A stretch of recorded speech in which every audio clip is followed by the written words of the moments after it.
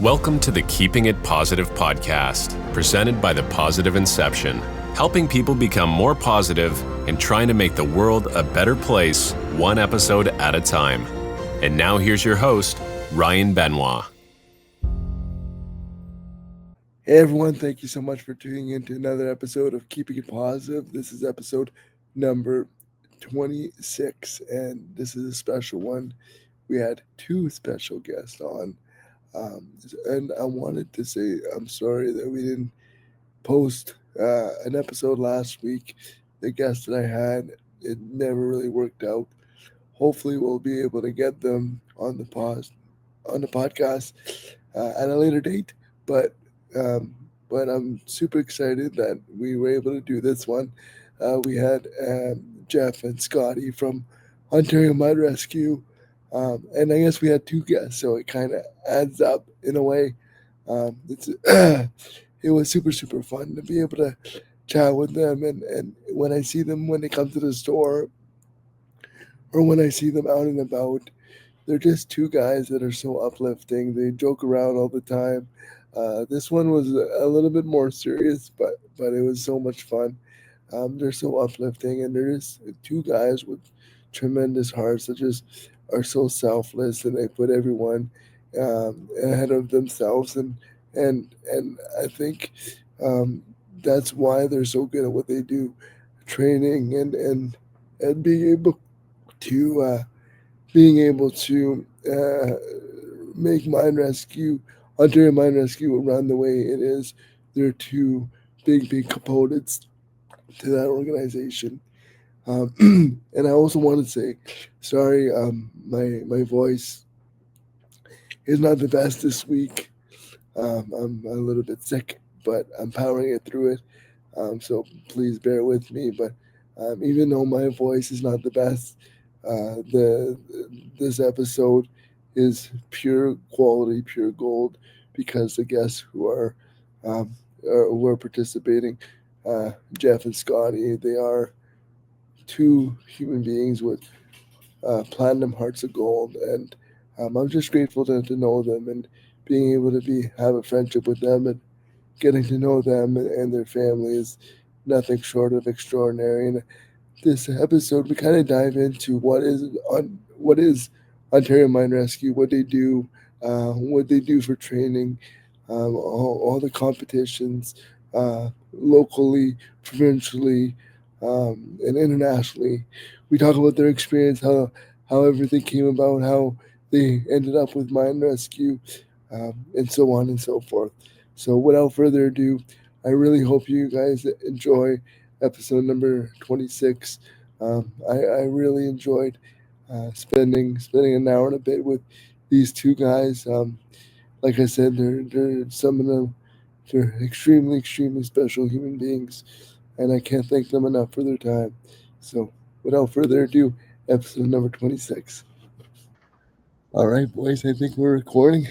Everything should be good to go. I appreciate you guys taking the time, No and problem. you two were some of the first people that I wanted on here. This whole project is all about promoting good people and doing great things within the community, and getting to know you guys through the store and through the brand and our partnership with Mine Rescue over the last year or so.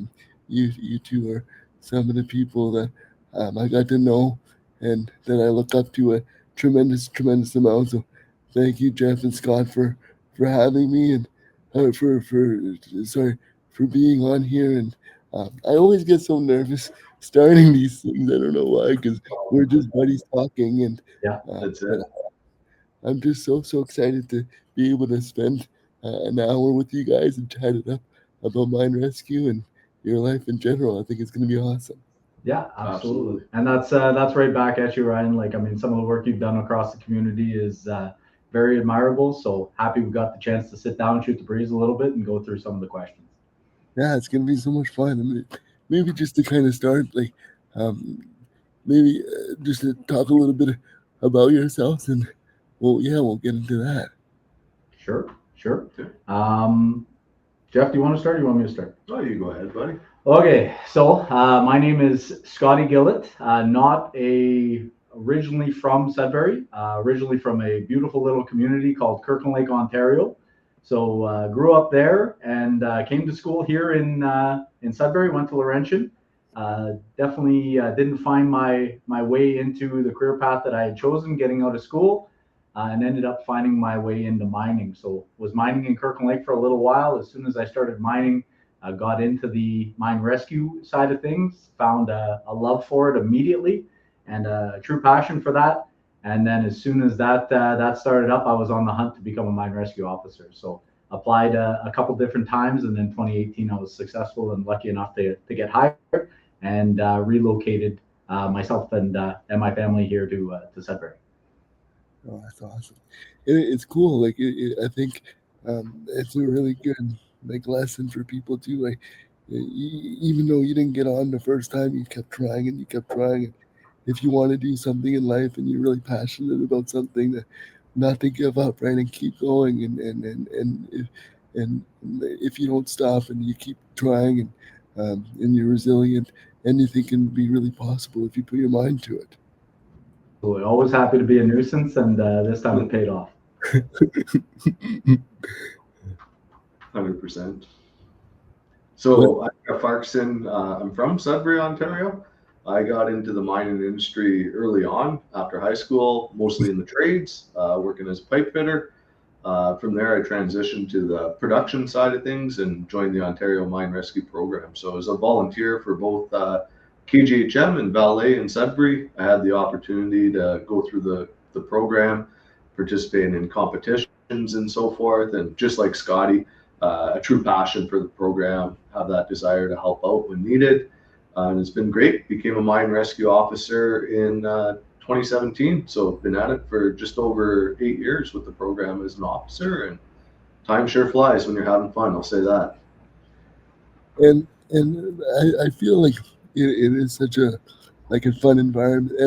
Everyone that's part of the team with you guys are all such great people, and you guys are a huge family. Getting to know each and every one of you, like even the way you treat each other, you guys are like true, really good friends. And I think that's what makes the work environment so special, right? And I think to kind of start all of this, like maybe like for people that are not familiar with mine rescue and like what is like the role play in the mine for Ontario Mine Rescue? What does the role play in the mining industry? And what for listeners that are not kind of familiar with it, can you maybe explain what mine rescue and why it's so important with the mining community? Absolutely. But Ryan, I'm definitely gonna. Jeff's a pretty good stats guy. He's got a pretty good handle on the numbers. So Yeah. I'll pass it off to him, and I'll let him freewheel a little bit of what we do across the province. Awesome. So yeah, obviously Ontario Mine Rescue, we're a provincial program. We're dedicated to protecting the lives of people working in the mining industry across the province, right? Our program, we're made up of 8 districts. Our headquarters are in Sudbury, Ontario. The rest of the districts would include Southern Ontario, Kirkland Lake, Timmins, Red Lake, Thunder Bay, Algoma, and just a couple more throughout the province. With all those districts, we have approximately 1,000 volunteers. All our volunteers are trained in underground and surface firefighting, first aid response, the use of special equipment. With our districts, we have 8 mine rescue substation and approximately 34 what we call substations. So our substations are actually located at the mine sites, and they house all the emergency response gear to start an incident if an incident was to occur at one of those operations. That's pretty amazing. Like it's cool to be able to have everything kind of set up like that, and being able to have that all across the province to be able to make sure that the mining industry is so safe, right? And be able to have that start up since 1929 and being able to have a mission to keep everyone involved and everyone safe for the past 8 decades and over the years, like obviously the technology has changed dramatically, right? And being able to keep up with that and um, being able to be a mine rescue officer and different things like that. Can you walk us through like the main responsibilities of a mine rescue officer and also the the volunteer training and the responsibilities of like with in regards to the mine emergencies? Yeah, absolutely. So as far as the training is concerned, so as far as what a day-to-day operation for myself as an officer looks like, for the majority of the time, I'm just out in the field, out on mine sites, and I'm doing training with some of our responders. So Sudbury roughly has about 200 volunteers between the different mine sites and the different mining companies, and we're just responsible for taking them through. So the minimum that they have to attend in a year is going to be 6 8-hour sessions. And what they'll do is they'll go through first aid sessions, they'll go through hydraulic sessions, so they'll cut open cars at times, we'll do some rope training, we'll do procedures and firefighting, things like that. So really, we just cover a wide branch of different topics, just because the one unique thing about the industry that we're working in is it's very difficult to call for external resources for help. So calling the fire department is not really an option for us. Calling paramedics is not really an option for us. So we have to have these unique special response people who are just very good at doing lots of little things, having a good understanding of the mining world, and then be able to integrate that rescue side of things into that as well. So it sounds tacky when we say it, but we really try and train our rescuers to be Swiss Army knives, who have a lot of little techniques and a lot of key things, and it keeps the program running well. So for the majority of the time, I'm just out in the field doing training underground, and when not training, it just comes down to documentation and then usually equipment maintenance and audits. So just taking care of all the apparatus that are all at the mine sites that are sitting emergency ready. So if at 2 o'clock in the morning something goes wrong, we're able to activate that emergency and get on top of that as quickly as possible. And then if an emergency does take place, we make our way to the site and we just help facilitate that and make sure that that emergency is rolling smoothly, and we find a resolution for that. And I think that's amazing when you say like you try to train everyone as a Swift Army knife to know a little bit about everything. Because with the Mine Rescue Collection with you guys, I've been able to meet so many amazing people that are part of Mine Rescue, whether they were part of Mine Rescue or they're currently part of Mine Rescue. And I always ask them questions about everything. And the training is so rigorous and top notch. And there's so many things to learn and so many things to know, right? And I think to be able to be be prepared, and you're saying is always like prepared since 1929, right? And I think and being able to do training and being able to be ready, so when something happens, then everyone is as prepared as possible, right? And I was also fortunate enough to be able to attend one year competitions last year, which is pretty amazing. And for me, it was kind of hard to to visualize what was going on.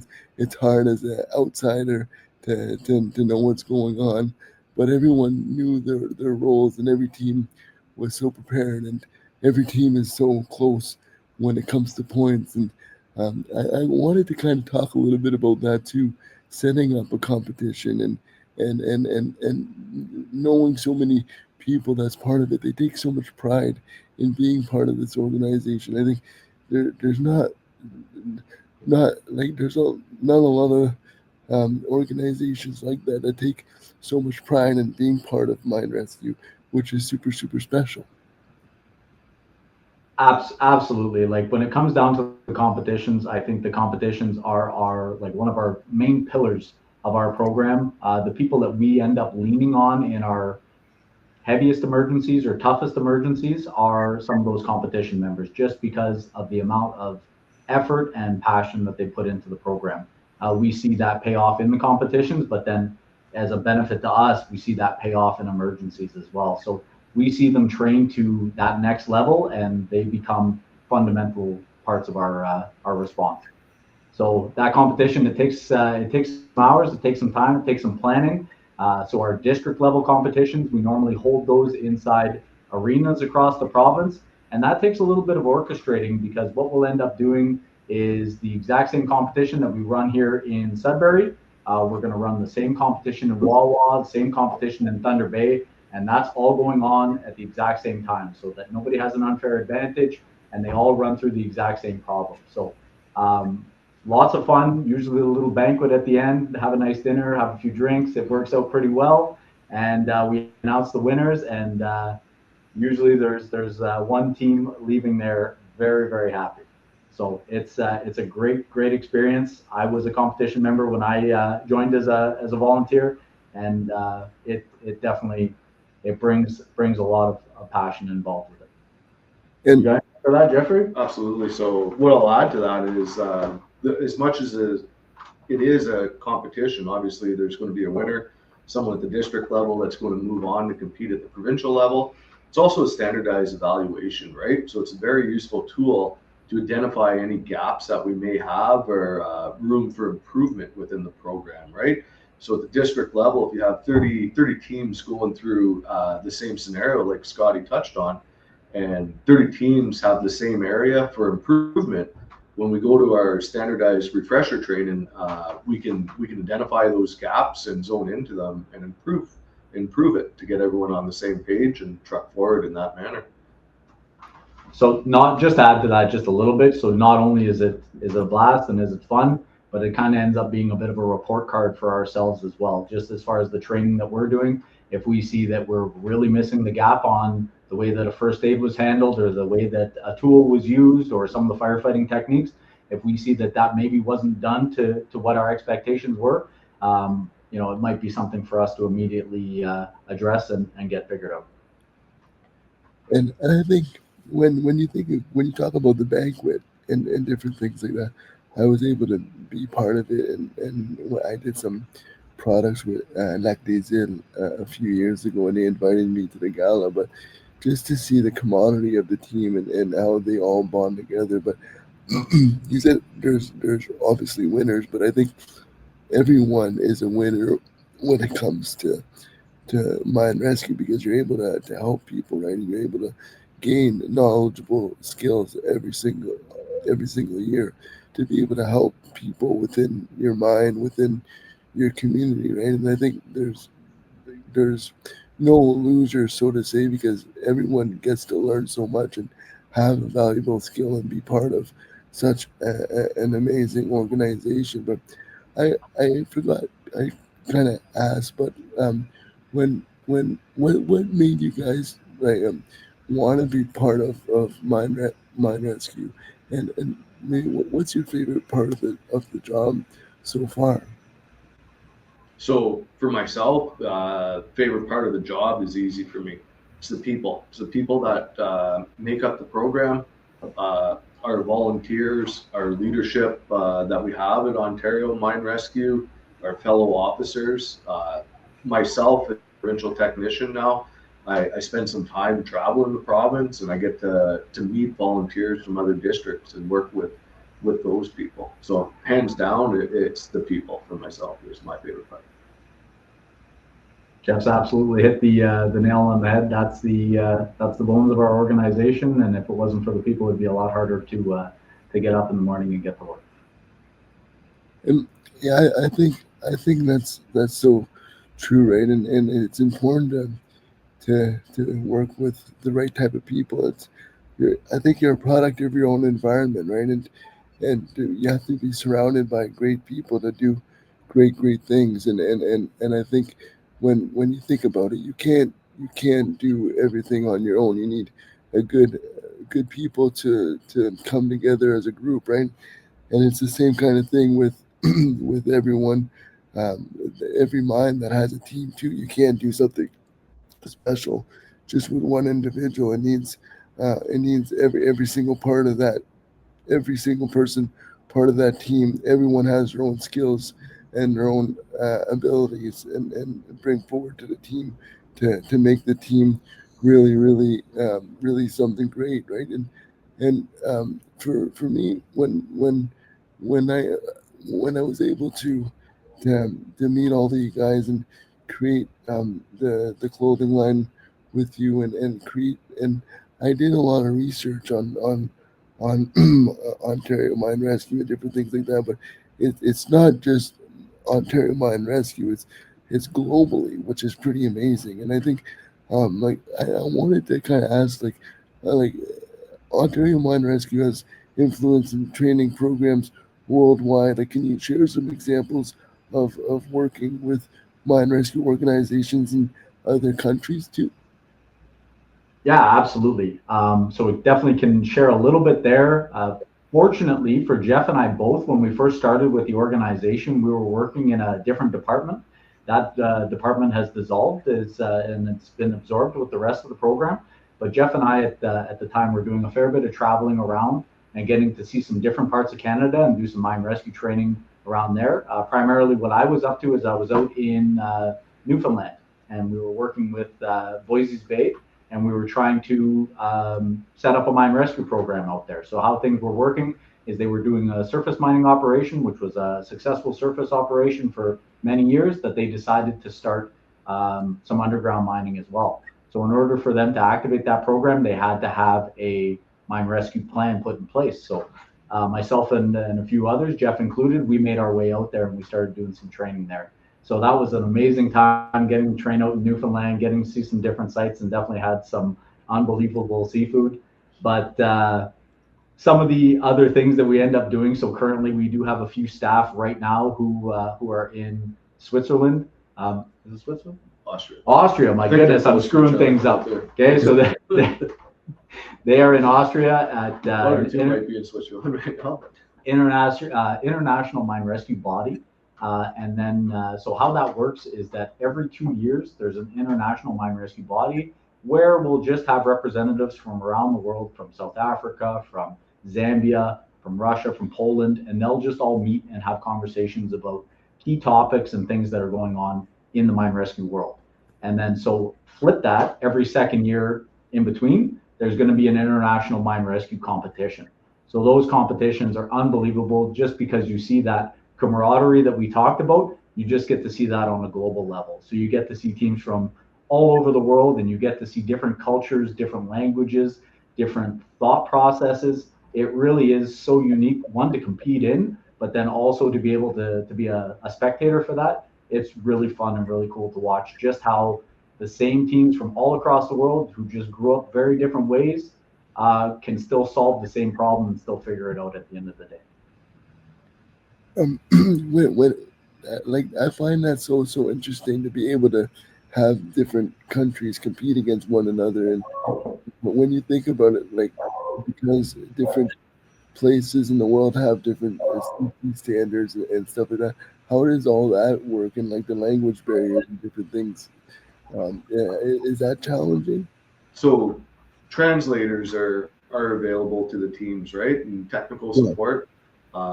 Both for Scotty and myself, we both had the opportunity to compete in 2016 when the international competition was held in Sudbury. So super cool to meet a lot of different people from different countries, all there for the same reason. And then, Scotty, you had the opportunity to go to West Virginia. Yeah, travel to West Virginia to go and just spectate an international competition, and it's always amazing just to sit down, talk about the same process, the same challenges.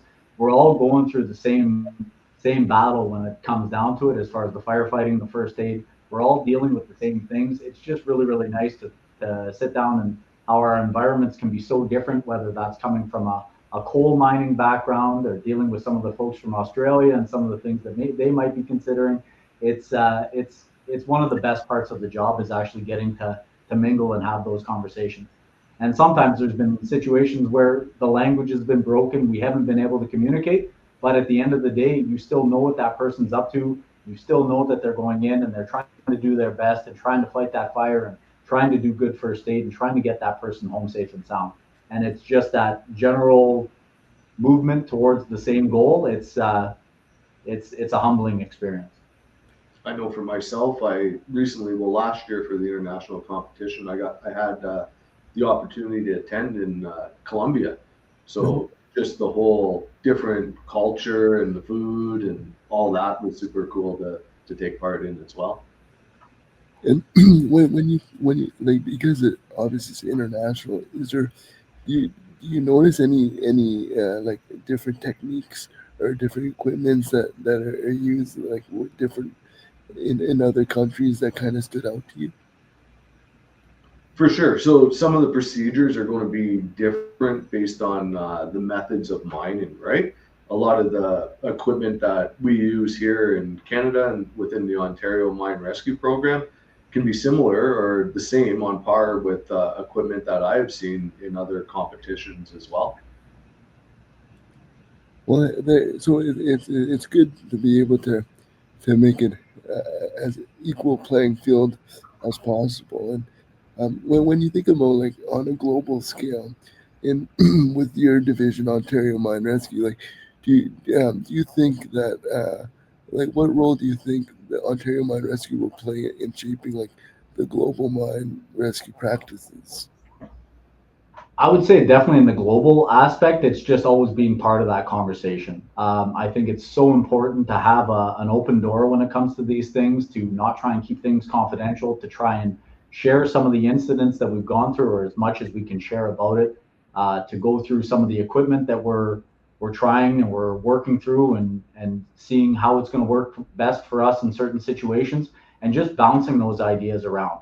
I think that part of just that communication and sharing with different organizations from across the world is so beneficial to our program. Just because this is what you know doesn't mean that that's always going to be the right way that it has to be. It's always going to be room to grow, to get better, and if you're not looking at what other places are doing across the world, I think you're shutting a door on an opportunity. And I think you're right, right? It's all about communication and getting to help each other out, right? And if you're able to get some advice and see what they're doing and that's working, maybe try to adapt it to you and vice versa. And ultimately, you guys all have the same goal: is to make everyone in the mining industry and everyone safe as possible, right? And I wanted to kind of circle back with the competition, like more locally. When you do all of the eight sites and having they're all the same, but how does it go like start to finish on how to create a problem and what like and you guys like sit around a table and we've done this in the past. How do we construct this year's problem? You want me to handle that one, or you got it? I'll give it a go, I guess, for sure. So what we used to do for the district competition was it'd be a team of officers kind of involved with writing the problem, the scenario for both the team and the technician. Last year, Danny Teifer did a lot of that work. So Danny's our Deputy Chief Mine Rescue Officer, right? And we review it as a group. And we can supply feedback and all that kind of stuff and discuss weight of demerits and all that kind of stuff, right? So it's set, everything's in place when the competition begins. We make sure that every district, like Scotty talked about how we're going to make a mock mine in an arena. So obviously there's some labor, there's some time to do that work. One thing I'll say too, to kind of circle back is that's an opportunity for some of our volunteers that aren't a part of a competition team to learn a little bit more, to help with the setup, to get involved with the judging and so forth as well. When it comes to the provincial competition, Scotty is my rescue officer. He's training the team, but he has no idea what the problem is, right? None of the officers do. So the provincial problem is written by our chief mine rescue officer, Sean Rideout, with Danny Teifer as well, our deputy. And when we go to wherever that provincial competition is going to be, whether it's in the Timmins district or Thunder Bay, that's when we find out what the problem scenario is. And at that point there, communication with the teams that the officers have trained is kind of stopped until after the competition, right? So it works out really good that way. A lot of discretion involved with it, and people coming to view the competition. We don't want them to ruin the opportunity for the next team competing. So everything's kind of kept quiet, right? So it's consistent across the board. And I think it's I think you need a lot of imagination to be able to come up with a scenario like that, because I think it would be very difficult. But like, I wonder if they think about like accidents that happened in the past, or different things that I made, like maybe they use that as like not inspiration but ideas. Yeah, for sure. And the other part of it too is it is an evaluation, right? Mm. And Sean's always thinking, and he's awesome at what he does, obviously, to come up and make sure that all the officers and all the volunteers throughout the province are on the same page. And usually we find a couple things that we can debrief on the team and get everyone kind of back on that same page and so forth as well. Yeah. And I think, and it always keeps people on their toes too, because they have to know everything, right? Not just one specific aspect of things, because you have no idea. And I think it's to emulate a real life situation too, because you never know what's going to happen. So you got to be ready for anything and everything too. And I wanted to also ask, like, looking ahead, how do you see mine rescue evolving with new technologies and new safety procedures in the mining industry? I feel comfortable with that one. So the industry is always going to be changing. It's always on the move. The industry is always striving towards safety, but the one thing, especially when we start considering our Sudbury Basin, the mines are still getting deeper, the mines are still getting farther away, and we're talking about huge footprints underground of tunnelways and travelways in order for us to get to these areas where we might need to go and give some help. So just trying to find different ways to make ourselves more efficient, to make travel more efficient, and then the equipment is also getting bigger as well. And with the integration and new technology coming through, such as battery electric vehicles, we have more challenges coming our way. We have been fighting diesel fires for the last 90 plus years. I feel that we're quite professional at fighting diesel fires. When it comes to fighting battery electric vehicles, we're steadily trying to find the best way and best practices for us to make sure that we can deal with these fires and keep our team members and our miners safe. Yeah, I never really thought about that when it comes to EVs. It's something relatively new, right? Yes. And because you've been so used to the diesel engines and the diesel cars, so this is a big challenge for you guys. And it's just like we talked about earlier. It's just keeping those communication lines open, communication lines with manufacturers, communications lines with mining companies, and then communications with other sites across the world. Just saying, well, how did you guys deal with this? What is going to be best practice? How are we going to move our way through this? And I will say that the best thing about our program, and the thing that I'm probably most proud of, is that all of the people that we put through our program who are coming from the mining industry. And I mean, we have such a wide variety of people who work in different ranges. We have people who work in the engineering department, people who are geologists, people who are electricians, people who are at the face working as a miner or working as a scoop operator. We have so many mixed occupations in there, but everybody who is usually dealing at a mine is going to run into some circumstances where they're going to have problems in a day. And one of the things that I think we strive at is we have fantastic problem solvers as part of our program, and that really makes everything work. So we find an issue and we solve it, and that's one thing that I think we're going to stay true with as our program continues to evolve, and I think that that's a big key for our success.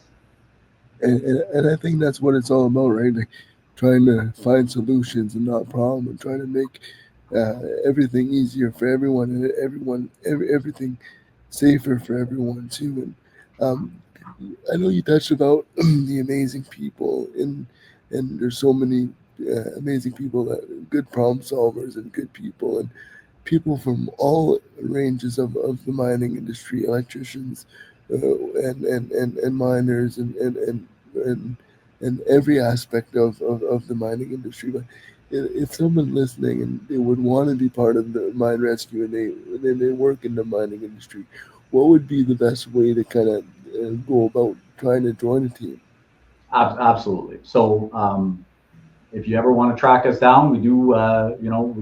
We do have our vehicles. Usually, it has the big logos on it. Always open for the conversation. But for the most part, if somebody is working in the mining industry, their best part is to either talk to their supervisor or reach out to somebody in safety, and they can put you through to the coordinator to make that happen. Now, in order for you to join the program, there is going to be some legwork involved. There's a little bit of homework involved as well. We do have some requirements. You have to come and sit down with us and spend 40 hours with us. We do a 5-day course, 5 8-hour days, and we run our all of our new recruits, we'll say, through an introductory program. And once they pass that on physical side of things, knowledge side of things, medical side of things, then we'll consider them active members, and then they can join those 6 sessions that we talked about earlier. So which is amazing, and I think that's how it should be, like a rigorous program and training and different things like that. And what's your favorite part of the training? Because that's a big part of your job, right? I think my favorite part of the training is watching people figure things out once they get uncomfortable. I think that's my favorite issue is once we either put a heavier workload on them, give them a heavier basket or more stressful situations or more tense situations or more thinking to do, to see people start to kind of take the puzzle pieces and line them all up. And it's a great feeling to sit back and just, because you know how the puzzle is going to unfold as an officer. We know how the problem's supposed to end the way we're running the problem. But just to see them find their way through it, whether it's fast or whether it's slow, to watch them work together and solve those issues, that's my favorite part, easily. And I think I'm happy that you mentioned that, because in life, like, you get thrown situations and you get overwhelmed sometimes and you got to figure it out and you don't know. And I think we are more capable than we think we are. We always get we're always given situations, and sometimes we feel overwhelmed. But if we're backs against the wall, and we got to figure out, and if we have no choice, more often than not, we do figure out, and we are capable of doing anything that we put our mind to. And I think sometimes it's a good example of, even if you're uncomfortable, that doesn't matter. That when you're uncomfortable and you're not in your comfort zone, and like I said, you're uncomfortable. That's when you grow. That's when you get better. That's how you learn, and that's how you improve. And you're in a position, you're able to meet people every single day, and you're able to train them and get them better, not only in rescue procedures and but better people as well, right? And even though you're teaching them in the mind, to do this in a mind setting, they can also apply it to their everyday life in case something else happens, which is amazing. Yeah, Absolutely. I find it super cool. Like when I first started as an officer, I was delivering a lot of those introductory courses throughout the province, and just seeing some of the volunteers grow. You know what I mean? Like I've been here 8 years, and some of those volunteers that I had the privilege of delivering their introductory course, they've become captains for provincial competition teams. They become captains and leaders in real life emergencies, right? So to see the effort that they're putting forth on a regular basis and their passion for the program to succeed is it's almost like a reward to kind of see someone go through the program and put that effort in. And you get out what you put in, right? And if you put in an effort, the results will happen. And I think that's so special that you guys are training them, and you're putting in the effort and seeing it and having a positive impact on the people that you train and your coworkers and the whole the whole industry, right? Like you're training so many people, but they're having an impact on on the industry, but you're also part of that too. And it's like you guys are a whole team and working together, which is pretty amazing. And I wanted to kind of transition to that influences, and that's why I wanted to have you guys on it. One, because you both of you are tremendous people, and every time I see you, I always light up because you guys are just those kind of people, and they're so funny and so lighthearted and just genuine guys, and that's why I wanted to have you to shed light on it, to know how amazing both of you are, not only you but everyone in the organization as well, and Sean too. He's incredible, and maybe one day I can have him on too. Would be pretty special.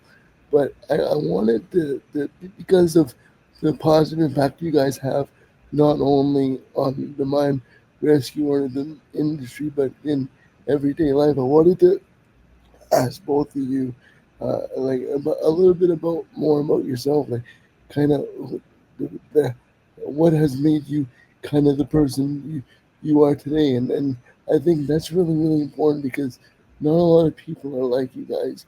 The job that you guys do on a daily basis, you serve other people, you help people, and whether you're helping people, but you also allow because if you're helping others, other people are able to help everyone else, and it makes the world a better place. I truly think.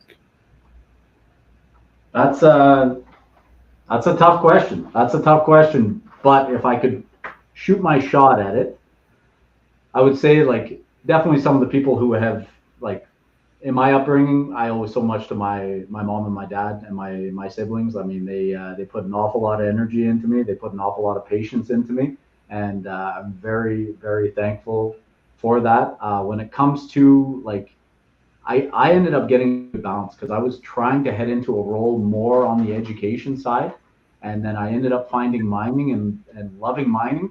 The gift for me was that I've still kind of fallen back into that educational side of things while still keeping that mining aspect in life. So I feel like I have won the lottery a little bit when it comes to this, just because I do get the best of both sides of but that's that's been a big reason why I've loved what I've been doing. And that's amazing, right? Like I think if you find the best of both worlds, the mining with the training, and you're helping people, and I think if you do what you love, they say you never work a day in your life, right? And that's I think you found your calling, and sometimes. When you find your calling, you know that's exactly what you're supposed to do, and uh, that's that's why you do such a great job at what you do, which is amazing. Absolutely. Thank you, Ryan. Yeah, for sure. Family, right? And I don't think it stops. I think I even learned from my kids, my wife. Obviously, I growing up through my parents and so forth. When I started in the trade, I was very fortunate. I had a really good journeyman. He taught me a lot about work ethic and the desire to succeed and all that. That individual has moved on to be very successful, multiple businesses throughout the Sudbury district, and just like Scotty calls it, some really good bounces, right? So in my mining career, I kind of adapted to the good leaders that were out there, right? That's the ones like Ryan with the positive energy, the people that you want to be around, right? And then like I think both Scotty and I can attest that, yeah, we said it, like we won the lottery. The leadership that we have here at Ontario Mine Rescue is definitely huge, right? It pushes you to succeed, to want the program to succeed, and have everyone else that's involved with Ontario Mine Rescue be happy and want to help and want to see the program succeed as well. So that's my spin on that.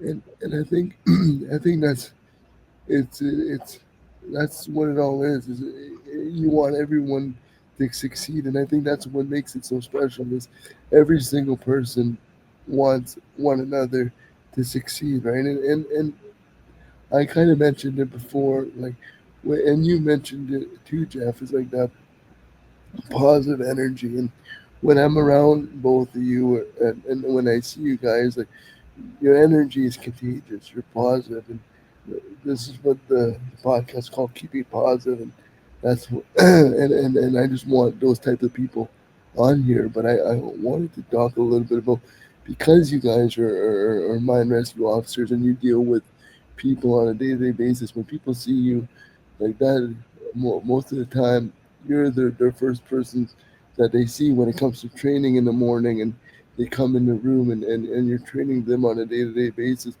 What helps you like stay positive, have a positive mindset when it comes to being a good source of energy and encouragement for others, and being that mentor, that leader on a day-to-day basis? For me, Ryan, if we're starting a training day and it's more doom and gloom down in the dumps, the training day never goes well. There's usually more problems that arise. Um, However, a day where we walk in and everybody's laughing, everybody's smiling, we share a cup of coffee together in the morning, have a little introduction, have a few laughs, that always seems to be the make or break for the day. Usually we get off to a good foot and have some good conversations in the morning. It makes the world a difference, and that's held true for me. And I'm gonna keep riding that wave for as long as I can, because if we're laughing, normally we're learning, and normally we're having some fun along the way. So I'll take that any day. And I think that's good, right? Like they always say, laughing is the best medicine, and I think you gotta take life on a lighter note sometimes, and obviously training sometimes, depending on what it is, it can be a little dry.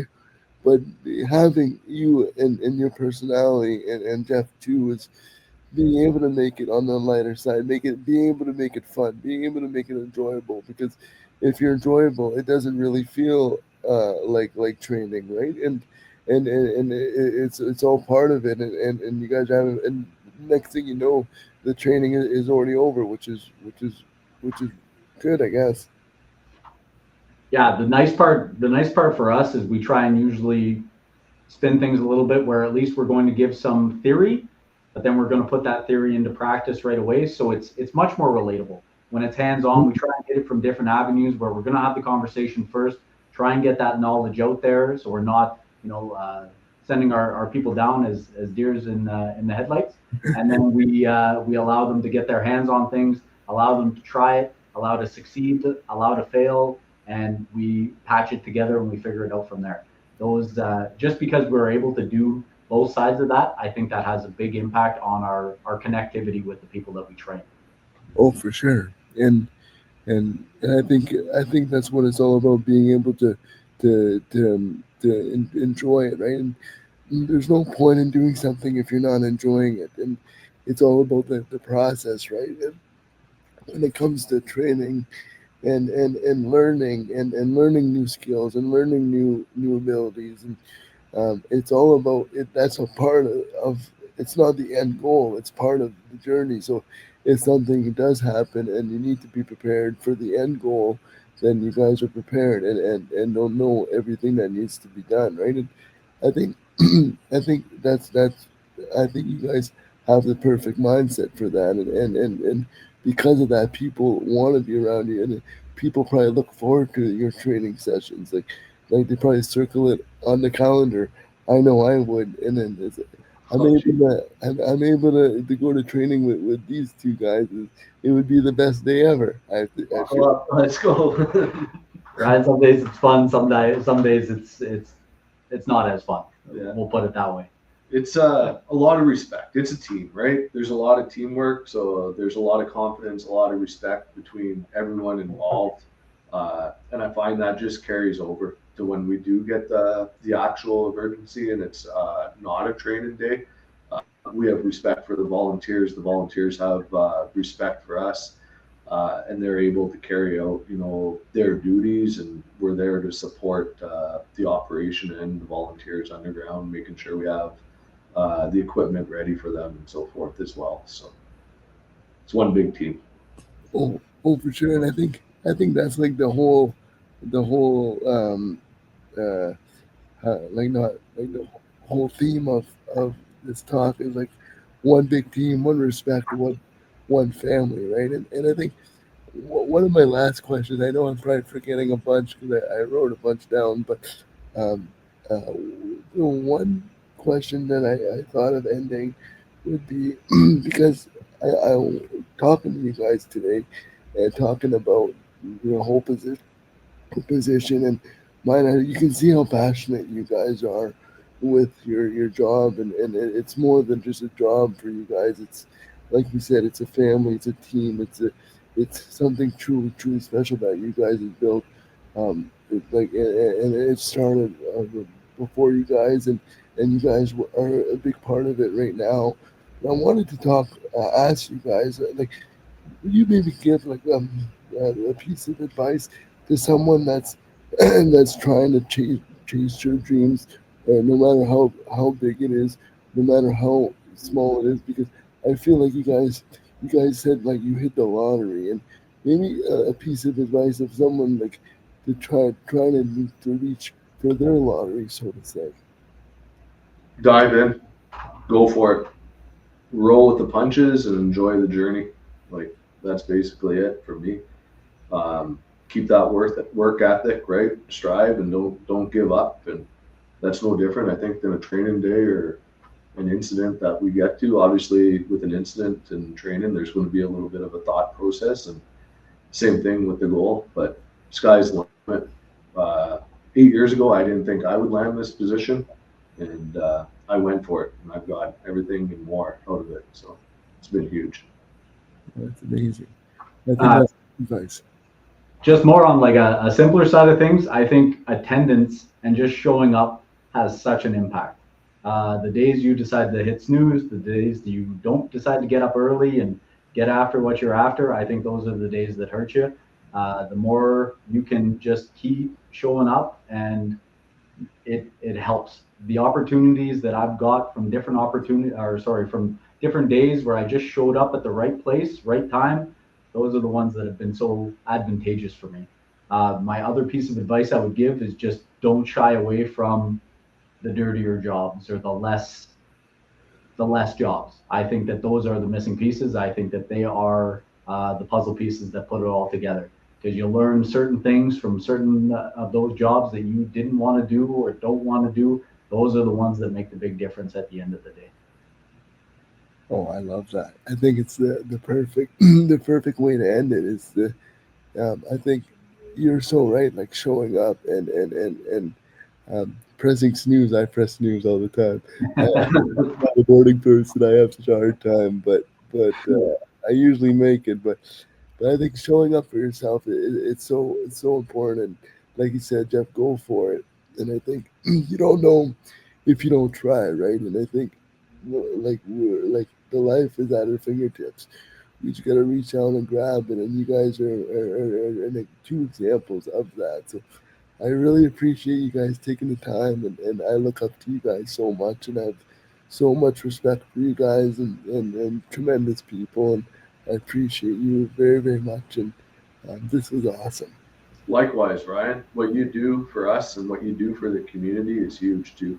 Uh, Thank you, I buddy. think both Scotty and I, well, I know we enjoy going to your store and ordering 4-inch shorts and have those laps for our relay marathon team and so forth.